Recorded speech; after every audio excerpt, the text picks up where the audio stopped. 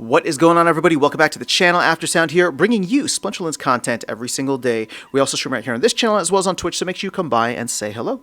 This video is also brought to you by my music, which is available anywhere you stream music under the name Aftersound, and I do have a new song out recently called Just Kids, so check it out. Let me know what you think, and I appreciate the support. All right, guys, jumping in for another, hopefully quick video covering your Splinterlands comments. So let's go ahead and just dive right in. First one here is coming from Adam in Funky Town. This is on the reward card strategy that I have for Conclave Arcana. It says, I've been posting on Hive my reward card collection progress. I've only been getting the draws, and I'm just halfway past, or past halfway level-wise on all rarities. But as you mentioned, that's really only 25%-ish. Yeah, so it's interesting to see. It'll be interesting to see how people play this differently. Again, I guess what I'm banking on is the potential for a jackpot card that could help me buy whatever I'm missing towards the end, or even, yeah, not even if I wait until the end. But I appreciate you sharing that, Adam, and let me know how the progress goes as we go along here.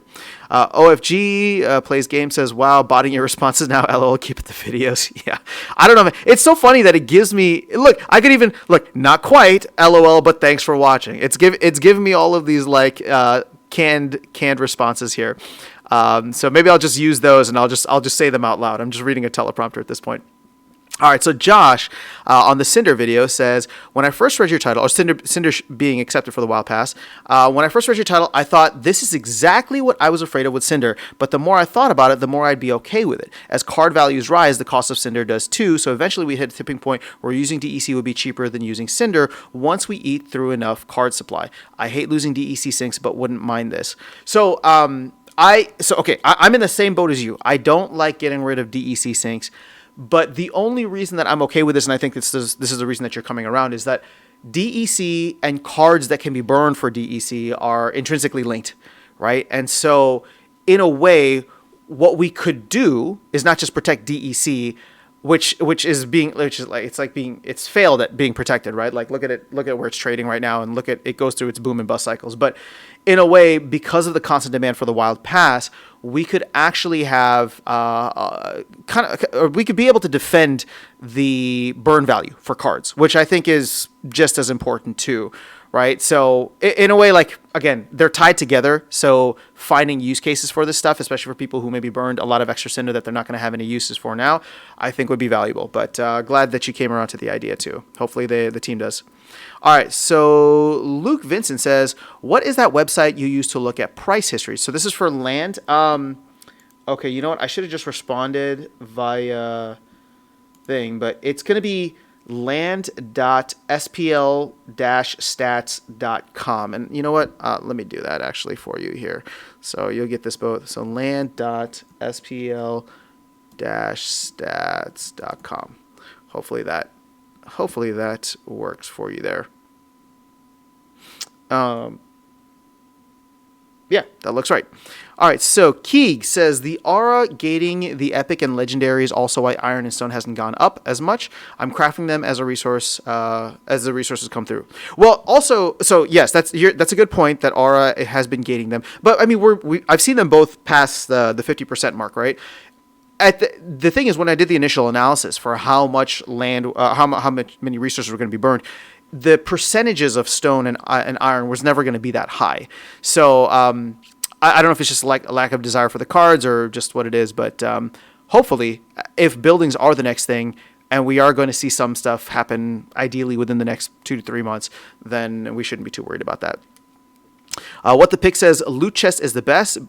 Just kind of creates a potion shortage. That's going to be interesting. The team has been giving out potions for free for a long time, and even for someone like myself, I am starting to run low on the gold potions, right? So I'm thinking to myself, like, at some point, will I need to go in and start buying those? And I made a video about this a while back. I think that all potions should be craftable on land and use aura as well. But again, I don't want to take away. I think the team should just remove them, honestly, from rewards at this point, so that they become something that's creatable on land or using land resources, or sold by the team for revenue, right? Well, like one or the other. I just don't know why they ever gave that away. That is easy team revenue right there. All right, so Erroneous says, if they release buildings first before magic resources, then that will activate the unstable totem for the building in a box package. The way the white paper reads, it's use it or lose it for the first 30 days. I think it would piss off a lot of people if they release buildings first in that case. In my opinion, a more likely sequence is the other metals and LPs, then the magic resources and LPs, then buildings after that. So I'm recording this after we went through Cryptomancer's most recent update, which did involve the buildings, or at least that's what he's speculating on what will be next, converting work sites into buildings. I'll say this. I doubt that they're going to stick to the white paper at this point. They haven't really stuck to it fully, right? Like we've gotten bits and pieces here, and the white paper is more just like a general direction.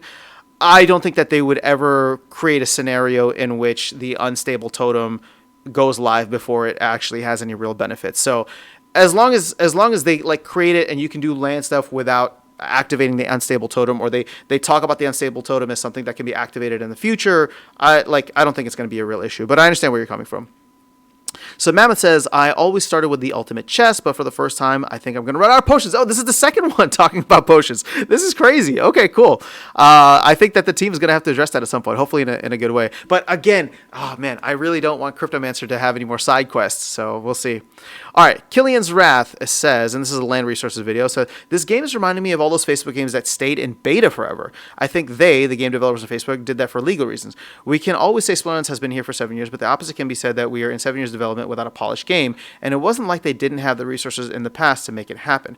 They pissed away so much revenue during the bull run instead of focusing on the game itself. I'm not here to crap on the game. I still play it. I play my main mostly for balls and play my second account in Modern when I feel like it, which isn't every day. Okay, so well, you weren't hating on the game. You were just comparing it to a lot of the other things. And I mean, I think it's very common in public knowledge that they did piss away a lot of revenue that came in from the bull run.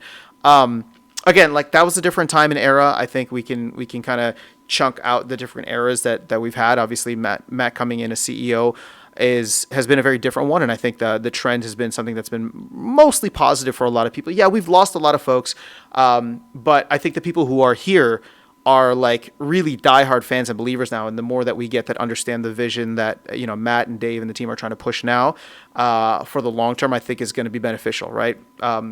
So, and I don't mean to diminish the people that left, like it sucks, right? But without sounding too coping about this, like there's a lot of games that just didn't make it. We still did, and the pivot I think has been positive. And I'm grateful that the team has been able to not just focus and survive, but actually start to thrive in many ways in terms of the output that they have, the ideas and implementation, and what that goes to. I always mention Matt and Dave just because they're kind of at the top of the food chain. But, Blaze brought a lot of structure when he came in, so shout out to Blaze. Nate's been around for however long, and the entire creative team, I have so much respect for them. Investy is still my favorite. I don't know if you watch these videos, but, Investigator's always just been trying to figure out ways in which he can make the game better just with all the different talents that he has. So, I don't, this didn't mean to become like a shout out to the team, but, it's the holidays, so I guess I'll take a moment to give my thanks and gratitude. That being said, we can always say the Splinterlands has been here for 7 years, but the opposite is that we are 7 years of development without a polished game. Yeah, I mean, but here's the thing, even with the money that they had come in for that, like, think about how much money goes into developing games, right? Think about how much money goes into developing games. It's not that much. Like, if I think back, I remember Aggie celebrated selling 1 million spell books, I think is what it was. Like we hit like in late 2021, we hit like 1 million spell books. And when you think about that from like a team revenue standpoint, that's like $10 million. Now, yeah, sure, the team was probably sitting on a lot of other gains at the time, but a lot of it was like individual and or it was like just money being printed out of thin air, which was like the team's SPS, which was obviously highly inflated at that time from a price standpoint. But Matt even came out and talked about how like they gave like the team SPS to Soulkeep because for legal reasons they didn't know what to do with it, right? They didn't want to touch it in some ways, and so they were like trying to find ways to not have it be some source of whatever. So there's a lot. Like I think that it's easy to look at that and be like, okay, they had like millions of dollars, maybe even tens of millions of dollars. But when you think about like a polished game and how much goes into that in terms of resources, and that stuff doesn't need to be built on blockchain and integrated with a Hive and ETH and BNB and all that. Like I think it was a different time. So that being said, you're not here to crap on the game. I'm not here to crap on the game. I think that where they've moved is a solid direction, and there's a lot of lessons that have been learned. I think from the community as well as the team. So, yeah, good stuff. Appreciate the comment. All right, how are we doing on time? We're already at 10 minutes. Okay, one or two more, and then we'll call it a day. So Wolfshire says, I agree that it's moving in the right direction, but you said it yourself. They won't make the changes they need to because it would piss off too many people. The mistakes they've made are too many at this point to overcome by playing whack-a-mole. Okay, so interesting. What I do feel like they've made changes that have pissed off people, and those people have left. But what are the things that you're saying that they won't change because it would piss off too many people? I don't know if this is like in regards to like the, Rudy's comments or Parham's comments, because I know that I went like deep into those, so I probably went on like a tangent that maybe you're responding to here. This is the video that I talked to Parham. Yeah, I don't know. Let me know if you don't mind going into a little bit more depth in terms of like what changes you expect them to make. And then Wibble says that Beaver might be busy, but looks like it needs some help. When Beaver mini set. Oh my goodness, you're really gonna push the direction of this game with this Beaver mini set. Okay, and then you know what? Lord Kager gets into cards holding true value. I'm gonna go ahead and call it here just because I'm running out of time myself. But I appreciate all of you guys leaving thoughtful comments. I'll continue to do these videos. And let me know your thoughts in the comments below. Catch you all in the next one and see you around the game. Take care.